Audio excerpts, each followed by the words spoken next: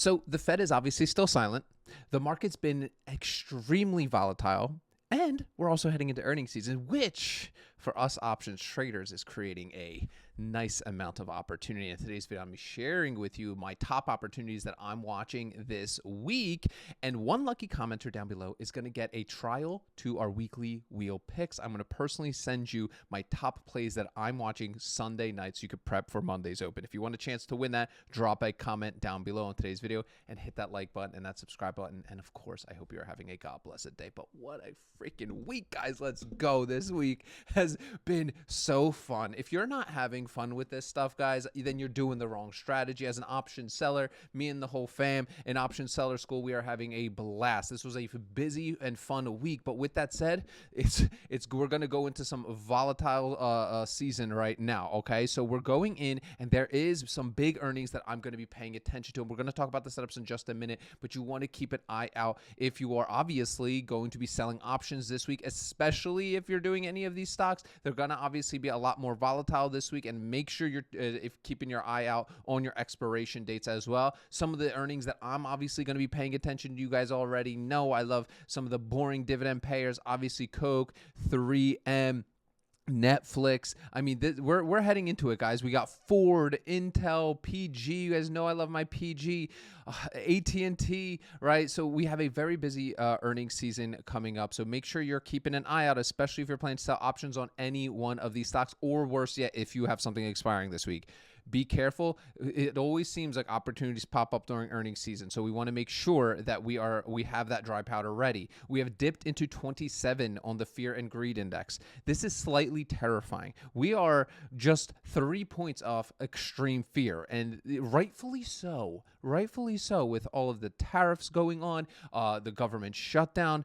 I have been loading up on a lot more dry powder than normal, okay? Why? Look, guys, look at just the VIX, right? Look at the VIX this past week, right? We hit a 28, over 28 on the VIX. Now we're obviously kind of like calmed down again. I mean, still very high 20 is still high where I would say we're comfortable, so to speak. But with that said, this past week has been an insane volatility. But with that is creating a lot of opportunity for us as option sellers. Now, obviously on the public portfolio, we had a little bit of a busy week. We did 2 big positions this week. One of the biggest, obviously, being on Kenvue. What on God's greenery, right? My goodness gracious. All right. So some more news obviously came out about Kenvue, which wasn't very nice. Essentially, Kenvue has inherited a whole bunch of legal crap when they spun off from J&J. So with that said, for me, I didn't think of that. Like, obviously, it's bad, right? It's bad. There's going to be a lot of costs associated. There's bad press, which is going to lead to lower sales. But at the end of the day, the wide range of products that Kenvue owns, my goodness gracious, I'm not betting against them. And that's why, I didn't have a great entry here at all, guys. So you saw I did a put on Kenvue when it was quite literally, I kid you not, right?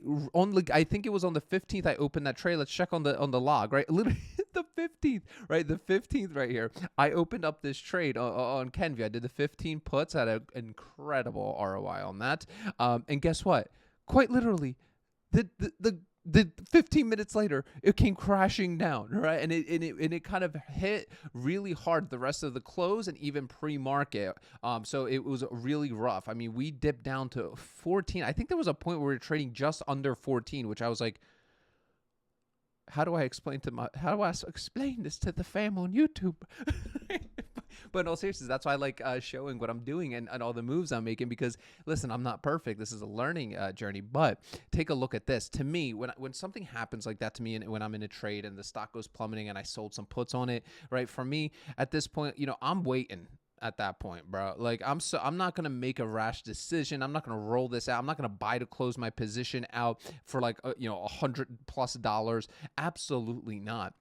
And the reason for that is time is on my side, right? Like with this trade on Kenvue, you can say I opened it up on 10:15. I had basically just under a month at 11:14 expiration. I was saying I was going to buy it at 15:50, collected a 4.8% return on my money right there. If you want that full trade log plus all of my calculators, click the link down below in the description of today's video. But with that said, I was a little nervous. I'm not going to lie to you guys. I was like, oh my gosh. But the fundamentals for me still didn't change. So obviously I'm monitoring this. I may be able to get out of this week. I actually think I might be able to get out of Kenvue this week. So stay tuned for that. My goal here, obviously not financial advice, results vary, is I want to see how quickly I can get my portfolio here up to $10,000. So I started obviously with $5,000. We started on 625 basically with our first covered calls. And I believe just in not even 4 months yet, we have had incredible results. So a little round of applause to the not super degenerate plays, a couple degenerate plays here, but for me, I'm slow, steady. I let compounding do its thing. I'm very, very into, principles from Charlie Munger, Warren Buffett, and that's how I really like to invest, and that's kind of the message I want to spread to investors as well. We don't need to chase, guys. We don't need to as option sellers. Let the degenerates. Let's just cash in on their poker chips. Let's take their money, and that's what option selling really is, right? Like look at all this premium I've been collecting along the road, right? I sold some shares here and there. Rarely got assigned. Most of my stuff I'm closing out early. Actually, have to fix that, right? Boom, boom. Closed all those positions out early, so that's fantastic. I actually might expand on this chart a little bit more as well to show my percentages here, like a nice little graph, which ones were closed early, which ones were rolled, just so you guys can see. Sorry if I'm kind of freestyling today. Just got back from the pumpkin patch with the fam and running a little fumes here right now. So freestyling a little bit on today's video, but I hope you guys enjoy it. So hit the like button. That's how you can support the channel. I know a lot of you guys asked. That's how you can support it. I try to be as transparent as I can here. Second thing I'm watching, obviously Snapchat, right? I have my Snapchat puts in here at 6.5, right? I believe I believe that we have a very nice support level at 6.5s. Now we did see a little tumble. I opened this on the 16th, I believe. I opened my puts here on the 16th. So quite literally 2 days ago. Not much, obviously, I can really do there, but I'm going to monitor because, my play right here is we dip below that middle Bollinger Band area. So my play is that if we recover back towards the top like we did right around here, and we get back up to those like 840 levels, I should be able to essentially close out my cash secured puts. And not to mention, I had a little bit of juice to give them, right? I had 42.50 right there, plus my 650 hit me right at my $5,000 starting budget. Obviously, I have a little bit more cushion there now because considering I've already collected $631 on the portfolio for a ROI of 12.62%. I'm really liking that. Obviously, results vary, not financial advice. I have no idea what I'm doing. Beginner's luck, call it. Next stock I'm watching is American Airlines, okay? This is another fun one right now. This one has been extremely volatile. I had $12 puts on this. It dropped like a rock, quickly recovered. I got the heck out of it before the UAL earnings. I got out immediately. I was like, dude, this thing is soaring right now. I can get it out, and I did, and thank goodness I did because we just dropped. Now, here's the thing. If I had a little bit more money on my public portfolio, which I don't want to add money into it because I think you guys like that it's like a small account. I just feel like if you want to go just see people collecting, hundreds of thousands of dollars of premium and blowing smoke up your butt, that you can do the same, right? Like, let's be real. We all have to start with small accounts. And that's why I think having a small account here on the channel is truly helpful for those of you that have small accounts. And I would always say, start with a small account, build that confidence, build that clarity, build your watch list, build your strategy, right? Obviously, I focus on Ark Options. But with that said, I do really like American Airlines. If I see opportunity this week to be able to get out of either of my positions on either Snapchat or preferably Kenvue, that frees up a decent amount of collateral for me, I'm going to jump into American Airlines as long as it's trading below this middle Bollinger Band. Ideally, I would like it to be, in that like 1130 range, but it's not always possible. And again, these are just fun. Dude, these are just so fun. And Kenvue right now, dude, like I'm just having so much freaking fun. Like, is that weird? Is that a weird thing to say? Let me know. Is it a weird thing to say that I'm actually having fun selling options on these three stocks? Like, I don't know. It's like almost I'm scared. I'm scared where this is going to lead me with this kind of volatility that I'm experiencing with these three stocks, and how quickly I'm getting in and out, and how insane these premiums are, right? Like, absolutely very risky if you follow me at all, right? 4.8% ROI on my collateral on the Kenvues, which is just absolute degeneracy in my opinion. But we'll see. We'll see what happens. All right, next one I'm watching. Obviously, now this one's going to be a little bit more expensive here, guys.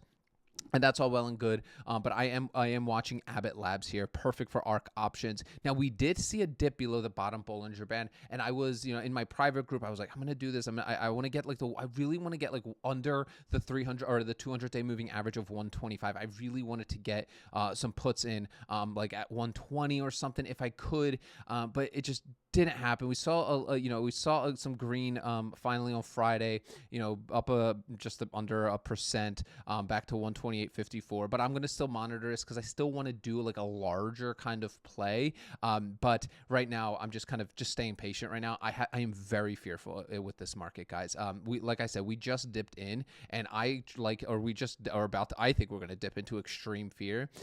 Tariffs, government shutdown, earnings season. I mean, we are going into a piece where if you're not holding on tight, like strap yourself to your chair, right? Like just be careful out there right now, because as an options seller, right, there is going to be amazing opportunities. But just again, let's go back to our focus. Let's focus on good quality companies, good quality stocks, and try to lessen that risk as much as we can. Because if we stick to good companies, we stick to good stocks, it's it's a less chance of getting burned, if I could say that, right? Next one is Procter & Gamble. I've got 145 puts on this bad boy. Let's go. We've seen the nice little juicy recovery here as well at 151. Great. These are one of my favorites, right? This is one of my favorites. I love boring. I love dividend payers. I don't care if I'm assigned. Literally don't care if I'm signed. I'm trading well below the 2 and 300-day moving averages of it. Just a fantastic company as well, right? So, you guys hear me say that on a lot of my videos, and the stocks that I choose is I like to go into stocks that have a portfolio of brands. Gives me a sense of diversification. You see how I have that with my Kraft Heinz. Obviously, that's expiring in 2 weeks here on the 31st, my 27 put. So we're going to see what ends up happening. With Kraft Heinz here. We're just at that 25.50 level. So, I still got, I got a little bit of ways to go here, but it's all good. I do want to get out of Kraft Heinz here, not to kind of go off of PG here, but I am a little bit worried with this position. I'm not going to even lie to you, because of the split that's happening in the company, and I don't know what that's going to do. Like I don't know, right? Nobody knows, right? But with that said, I don't want to go into that holding this bag. So stay tuned if you want to hear. I have a couple ideas of what my plan is going to be. Obviously, I'm going to continue to do my covered calls. I might start doing weeklies on this if I can, even if it's a little bit less, closer to the money. Even if I end up selling them for 26, even if I have to start doing 26 calls, I'm all well and good, because I've been collecting a lot of premium. My cost basis on my shares is like $26 a share, actually a bit less, right? So for me, I'm okay if I have to, yeah. So my cost basis is under $2,600 under $26 a share. So for me, I can do covered calls now at 26. Now, ideally, I don't want to necessarily do that. I still want to do them at 27. But again, for me, the gut indicator, guys, you hear me talk about it. I know it's stupid as hell, but like for me, the gut indicator is everything. It has served me well, especially with the FOMO and degeneracy that happens, that you see here on the internet, and people like, especially with AI stocks, guys. Like I literally work in AI. Like I literally help in the marketing and purchasing of AI companies. Like it is extremely scary, right? So, but with that said, right, next one is Verizon. Got a bunch of positions open on this. Still a great setup for you to go take a look at and research. At the bottom Bollinger Band and decently below the 2 and 300-day moving averages. Fantastic dividend payer, cheaper stock as well. you really can't beat it. Guys, if you want all my trade logs, you want my calculators, you want all the goodies, plus you want to be part of a 2-hour workshop where I walk you through how to use these things for yourself, especially if you're a newbie or a veteran. I invite you to sign up for an upcoming workshop. It'll be the second link in the description of today's video. Not only am I going to give you this stuff at the end of that training, I'm actually going to show you how to use it. So click that second link in the description of today's video. And as always, guys, remember, sell options, collect premiums, repeat. I'll see y'all tomorrow.